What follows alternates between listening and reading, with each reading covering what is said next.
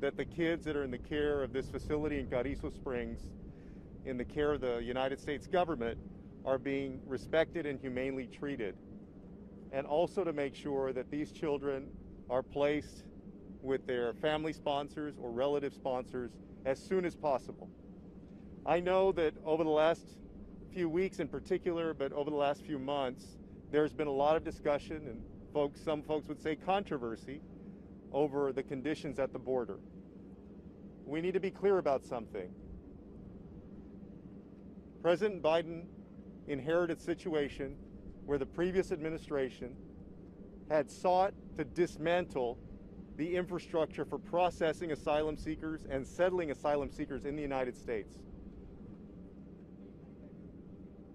It was an administration that was run in many ways on these issues by Stephen Miller. And during the pandemic, the Trump administration took advantage of that fact and sought to expel every single person who was coming to the United States to seek asylum, which people are allowed to do around the world, not just presenting at the United States border, but at any border around the world, consistent with international law. So the Biden administration has tried to respect international law and United States law. As y'all know, there are still many folks under Title 42 that are being summarily expelled. Unaccompanied minors like the ones we saw today are not. They are being processed and their asylum claims are being considered. I think all of us would agree that the pictures that we've seen at the CBP facilities, as they've often been now and in the past, are horrendous, and that nobody should be kept in those conditions. Those are awful conditions. That even these facilities that have better conditions than the CBP processing centers are not the places for kids. That kids should be moved quickly along to their family sponsors. So we were here today to check on the status of the children. We had a chance to have conversations with them. There are folks that were from Guatemala, Nicaragua, El Salvador, many of the places in Central America. They told us a little bit about their journeys and about their lives. Most of them have family members here that they're trying to get to while they have their asylum claims processed.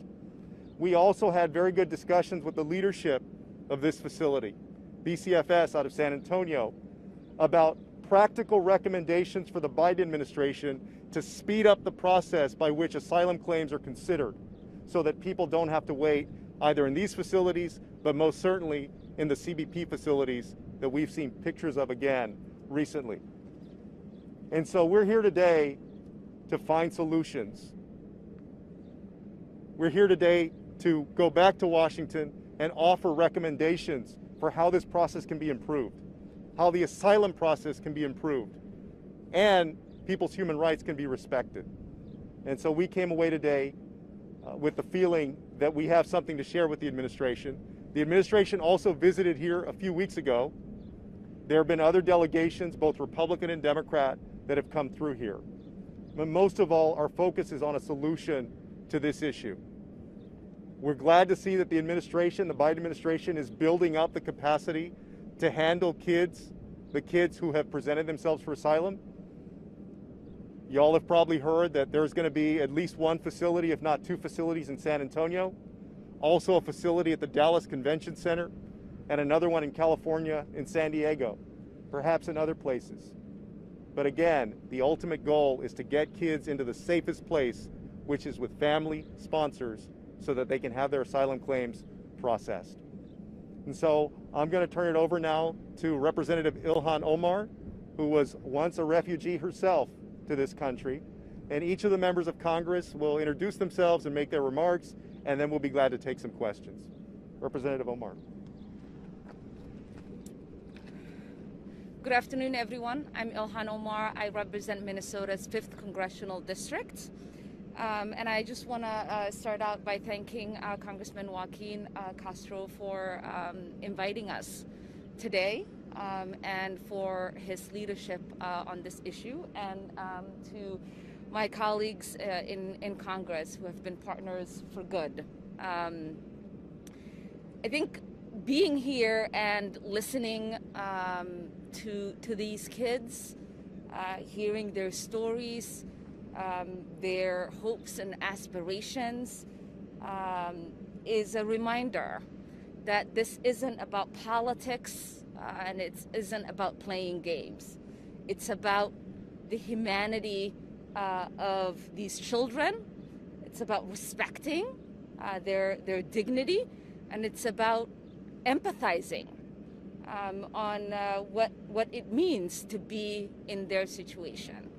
And for me, it took me back to being a young kid, just like themselves. We met today 13, 14, 15, 16-year-olds. I myself was a child who fled, like these kids, unconscionable violence, situations I think oftentimes we forget to consider here in our comforts in the United States that many across the world are living with, even our closest neighbors. And what I was also reminded is that oftentimes when we are having these conversations, you'll hear people say, you know, couldn't the president just tell them not to come? Couldn't, you know, we have messaging and signals sent from an administration, from leaders that tell these families to be responsible and to not put their kids through the horrendous journeys that they're putting their children through. And what I want to remind people is that when my father was making a decision for me at the age of 8 to flee conflict, he was making a decision for me to live. That was the most reasonable and responsible thing a parent could have done. And so I know that for the parents that have made the decision to have their kids take on this journey are making a responsible decision because they want their kids to live, to have an opportunity. And what better place, right, to do that than the land of opportunity. And I know that people who are living in these conditions are not turning on the news to see who's president, right? What will they be met with when they come to the border? They are thinking about what it takes for them to survive. That's the decision they're making. Some of the kids we had conversations with today, when you ask them about, you know, what did you want us to tell the president? What conversations do you want us to share? They're like, I just want to be treated with dignity. I don't know who the president is, right? Because majority of the people are not, you know, political animals like we are. They're looking for an opportunity to survive and to thrive. And so I know that there's a lot of conversations we get to have about the politics and the logistics of all of this. But at the end of the day, at the center and the heart of this conversation are children. Children who are fleeing unconscionable situations, who desperately need for us to meet them with dignity and humanity, and to make sure that we are living up to what international law dictates and what our laws dictate in regards to allowing people to seek asylum in our country. So with that, I will hand it over to Congresswoman Barbara Lee.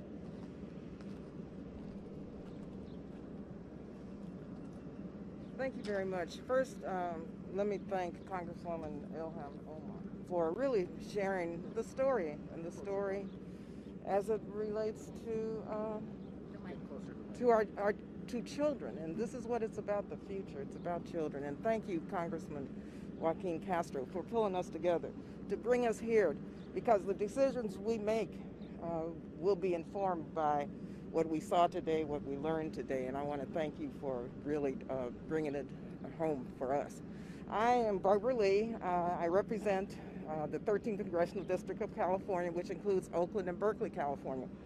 But I was born and raised in El Paso, Texas, in an immigrant community, which I'm very proud of. I have to also say that I look and I approach these children in terms of their health and safety from the lens of a clinical social worker, which is my professional background, but also as a member of Congress. What we learned today, one, is so important in terms of just the children's health and mental health. I'm always interested in their mental health especially, and looking at and trauma-informed care, which these young people, as you know, need. And I was pleased, and I visited other facilities under the prior administration, and I was pleased to see and learn that these young people have that type of crisis intervention mental health services available to them. Secondly, the young people who we talk to, they, even though they've had a very difficult time in their countries and coming here, they have a lot of hope. They want to see their families. They want to talk with their families. They want to be with their families and their sponsors. And so the time length that they spend here needs to be shortened, and we need to find ways to expedite the process so that they can be reunited with their sponsors and or their families. And I think that as a member of the Appropriations Committee, I serve on the Subcommittee on Health and Human Services, and as well as chair of the State and Foreign Operations Subcommittee of the Appropriations Committee with Congressman Pete Aguilar and Congresswoman Jennifer Wexton. I think what we learned today will really inform the funding decisions that we make as we move forward, to make sure that the children's health and safety are a priority, and to make sure that the time frame is expedited so that they can be reunited. Finally, I will just say, as chair of the Subcommittee on State and Foreign Operations, we are working with the Biden-Harris administration to really address the root causes, which Congresswoman Omar and Congressman Castro laid out.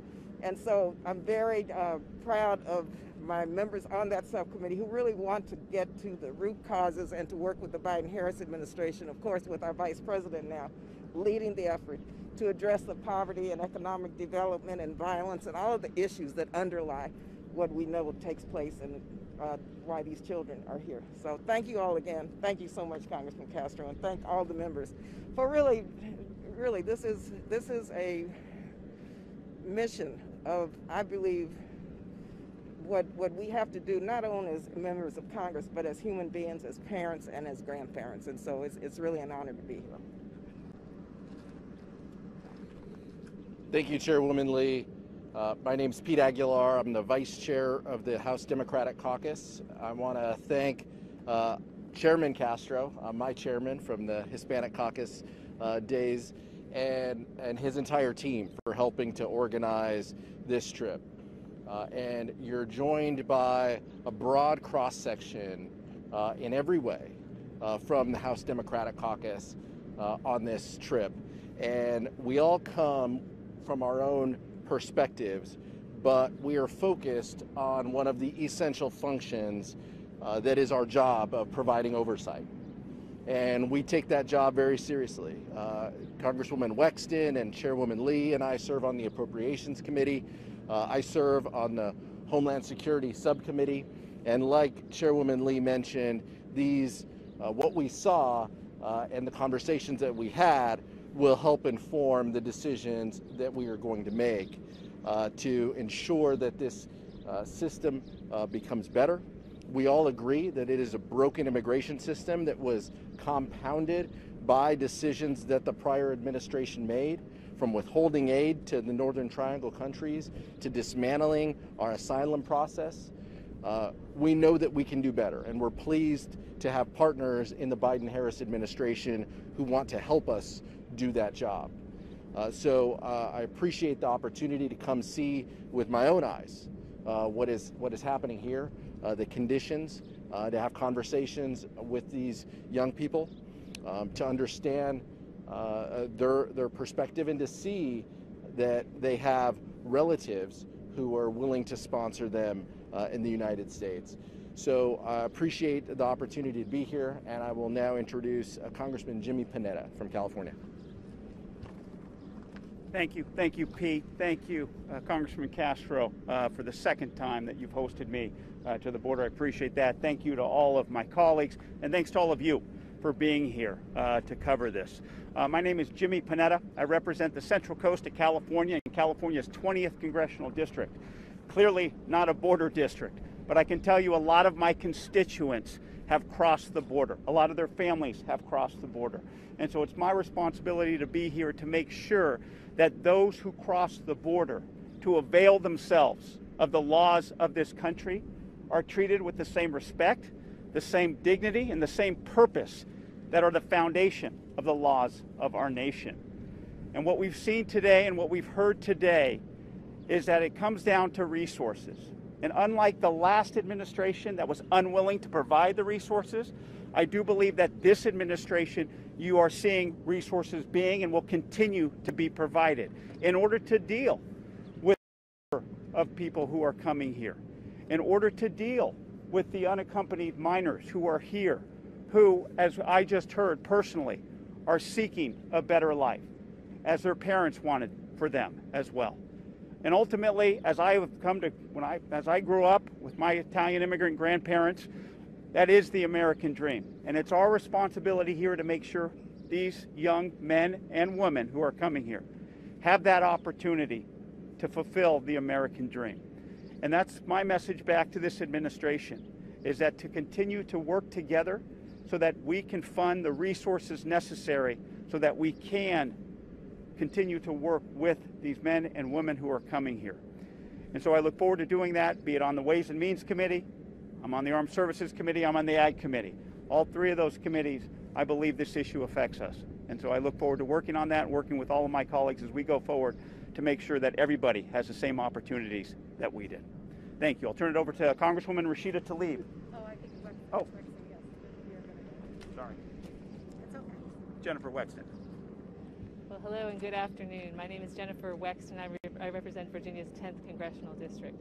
So Virginia, not a border community, but I did have an opportunity in my previous life as a guardian ad litem to work with some of the unaccompanied minors who were in foster care. And so when I heard what was going on here at the border, I wanted to come and see for myself and ensure that these kids were being treated in a way that was safe and secure and with the dignity that they deserve. And from what I saw here today, I'm very confident that they are. But I also came to see for myself what we can do better and to listen and to learn. And we came away with concrete examples of things that we can do to help speed the process so that kids don't have to spend so long in facilities like this. Things that we should do at the border to help speed their process there as well. And we're also going to have to address the long-term factors as well, because this is not something that arose overnight and we're not going to fix it overnight. So we need to get serious about also dealing with the push factors in the Northern Triangle countries. And I'm very pleased to have partners in the Biden-Harris administration to make that a reality. So thank you very much. It was great to join you here today. And now I'll toss it to Rashida Tlaib. Thank you so much to Joaquin again for allowing me as a member of the House Oversight Committee to come myself and be the eyes and ears for many of our American neighbors all across the country who cannot access these facilities, and be able to look in the eyes and listen directly from the people being directly impacted by us not doing more to have a just, humane immigration system. You know, today a young boy from Guatemala just looked at me and I said, well, what is it that you want me to know? What do you want the president to know? And he said that I'm a human being. And it was that simple for him. And I looked at him, and for me, I want to do right by somebody that just is seeking that kind of human dignity, to be just acknowledged as a fellow being. And one of the really important things that we learned here today is these are frontline organizations on the ground here, federal agencies on the ground here who are telling us, this is what you can do. This is what you can do to make sure that children can live, right? And today, as I got off this bus, all I could think of was Jacqueline. Jacqueline, who was only 7 years old when she died in detention in 2018, under our care. I don't want that to happen to any child under our care. So it is our responsibility and our duty to come here, to be the eyes and ears for our country, and to make sure that we do right. What I can tell you is I'm optimistic that if the Biden administration has already sent folks here to listen to recommendations of how we can be able to make sure that these children are not already going through more trauma when they get here. You can hear that and see it in their faces. I'm a mother. I saw it in their faces. They're tired, but they're so still scared. And it's so important for us to be able to, again, understand that these are children. These are children. And so today they gave us those recommendations, and I'm hopeful that this leadership, that the folks that you see here today, will go back and make sure that, again, the resources are here, but also the policies are in place to make sure that, again, that we are treating them humanely. And there are processes now that are legal. And again, we need to make sure that we're following those processes and not allowing people to use these folks as some sort of political pundit. They're not. These are children.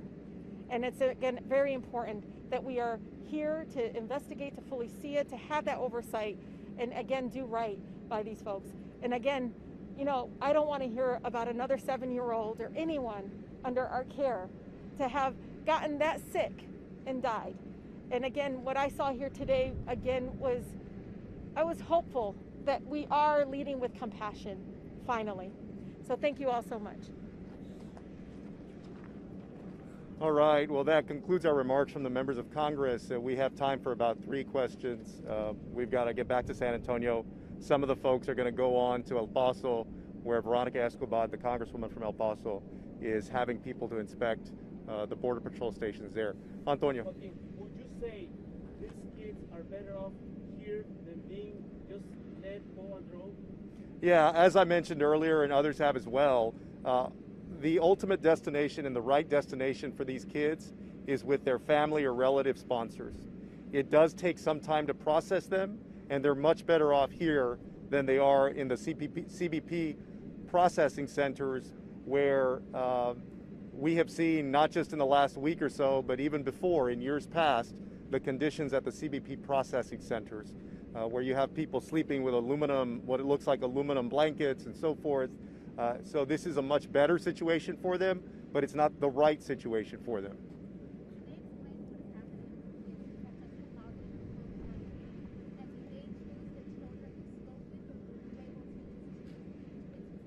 They had a group of children for us to speak to, but we also interacted with others who were there spontaneously as well. These kids volunteered.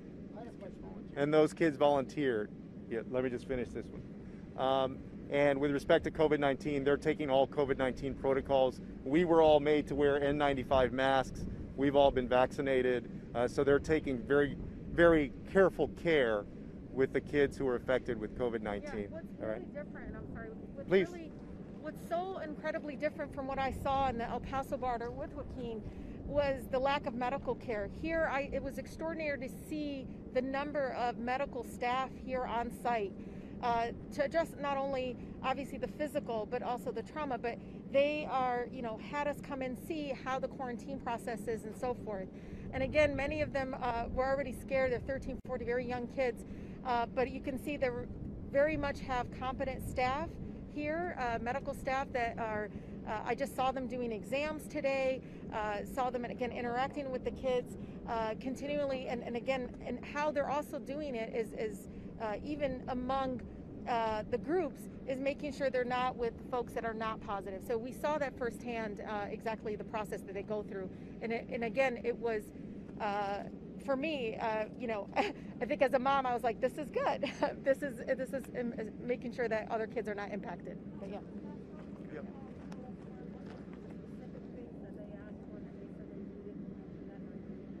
The recommendations for speeding up the process, yeah.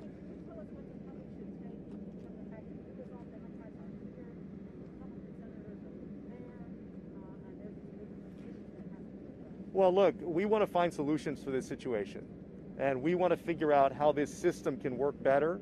so that it's more humane, more respectful of people's dignity, and ultimately achieves its goal, which is to give people their day in court to be considered for asylum. Not everybody who petitions for asylum is going to be allowed to stay in the United States. That's a fact. But these folks should have their day in court. That's what they're asking for. And we should treat them humanely in the meantime. And so with respect to some of the recommendations, for example, there was a recommendation on how the federal government could keep people in places other than the CBP processing centers, so that they would still be identified for who they are when they come into when they present themselves at the border, but they wouldn't be kept in those cramped facilities, and that you could process them more quickly by mobilizing the federal agencies to one location to do that, because we're talking about thousands of people right now. Yeah, there were also recommendations about the work hours for folks who are working on these kinds of cases. In the past, people's work time was not utilized in the way that perhaps the best way that it could have been. And so we got a list of specific recommendations. Those were also passed along, many of them to the administration a few weeks ago. But I'm glad that we were also informed of them so that we can go back and press the administration and work on those things as well. Yes, Barbara. One of the most important recommendations that has been presented is a variety of ways to shorten the length of time. When shorten the length of time that the young people will be here, so that they can, this is a transition point, so that they can be reunited with their family or sponsors. So they recommended how to do that in a very efficient manner. And once again, it gets down to more resources. Like I said, we were talking about, well, how do you verify the family members that are not here and in other parts of the country? And it's sending caseworkers out there. It's doing background checks. And so that takes, once again, it takes a lot of resources to do that. You don't think that through, but that's all the steps it needs in order for these young men and women to be processed accordingly.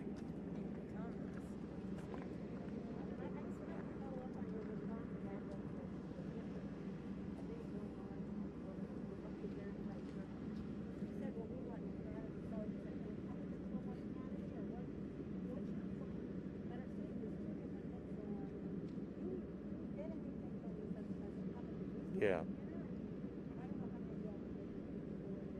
No, I mean, look, we come to these facilities to figure out what's going on and figure out how we can make things better. And that requires not just our efforts, but other members of Congress and the administration and local officials and nonprofits. And so it's a, it's a big process to do that. And it takes a lot of work, not just from the members of Congress, but also from our staff who are here as well. And so we're here in earnest. I can't speak to, I know Senators Cornyn and Cruz, I think, are in the Rio Grande Valley today. I don't know whether they've done their event or not. I don't know what their purpose is. Oh yeah, I mean, in fact, I think on Twitter, before we did this trip, I said any member of Congress who's interested in attending to reach out to my office. I've done that before on the other trips that I've done. And we've actually had, on occasion, in the past, not this time, but we've actually had Republican members of Congress that have been part of things that CODELs that I've been on to border facilities. Yeah, go ahead. Members of Congress here, would you call it a crisis, what's going on with immigration and the border? Young people fleeing violence is a crisis. A broken immigration system is a crisis. We can call it whatever we want. Our job is to help fix it. And so that's what we are focused on. That is our job. That is our responsibility. And so while, and I know Kevin McCarthy and House Republicans came down to the border previously, and they had zero solutions. When asked, what would you change? They had no comments. They wanted to play politics. They want to go to the most difficult, CBP facilities and point to it and say that the president created this. And what we're focused on is from the minute individuals claim lawful legal asylum to the minute that they are paired back with a relative, that is a humane process that goes from CBP to ORR to facilities like the one behind us, and that it is done in a safe and humane way. And so while Republicans want to talk about Mr. Potato Head and Dr. Seuss, we are focused on delivering solutions for our communities. What are some of your recommendations to the Biden administration to make this better? Well, we just shared some of those, and then we'll share some of those when we get back to Washington. Yeah. Go ahead. Well, no, one of the immediate things they said was OR was dismantled in the previous administration, and they didn't put a request for proposal out to basically be able to continue to have opportunities for a humanitarian process for children. So it was very clear from folks here, they told us there was nothing because the previous administration completely cut the program or any humanitarian process. And then they said, they understood, what political maneuver that was, but we understand that hurt kids, that hurt our country, and not being able to, again, have this process in place that's humane and just. And so it was very clear if you look at the data, the information, but OR was pretty much dismantled. They didn't send any requests for proposals out to continue that program, and at the result, this is why I think we're. So. Oh no, it's already been happening. Let me say this. I think it's been made very clear by the administration that it's not more resources they're looking for, that it is not the executive orders that they did that has caused, what's happening with our borders and the children that are coming in. These are natural occurring, right? And so what they're looking for right now is to figure out how the resources they already have. The administration hasn't asked for new resources. The resources they already have, how to deploy that in the most effective way to address a problem that was created by an administration that believed you had to create maximum pain in order for immigrants not to come to our border. And so when you have an administration now that says we are going to deploy maximum humanity and dignity in treating people in regards to our policies, then we are excited because then we see partners in humanity. We see partners who see children who are coming to our country seeking help. And what we are ready for, right, is to listen to the recommendations that are made that the administration already sent representatives for, and as members of Congress, use, right, our collaborative work and say, these are the recommendations that you got when you were there. We heard the same things. What is it going to take for you to be able to implement these recommendations? What is it going to take for you to expedite these reunification for some of these kids who are here, who already have family members here? What is it going to take for you to have more licensed places so that kids who don't have immediate family members here can be in those environments? How do we expedite the asylum process for some of these kids? We also recognize, unlike Republicans, that there is a crisis happening with our neighboring countries. That is why you see the vice president be part of head of a task force that is going to address that. Because we can't address migration without addressing the root causes of migration. And many of us have been talking about that for a really long time, right? People don't just choose to leave the comfort of their home and their country unless they have to. And we have a lot of resources here in this country to be both partners to our neighboring countries and provide resources in order for there to be mitigation in the migration that we are seeing. But it's going to take time. It's a lot of work. We're all committed to it. And it's really important that when you all are asking these questions, that it's not about just the games that are being played or the politics, but it's about the real humans and the real situations people are in, so that we can actually have conversations about what to do and how to move forward. Thank you all. All right, y'all. Take care.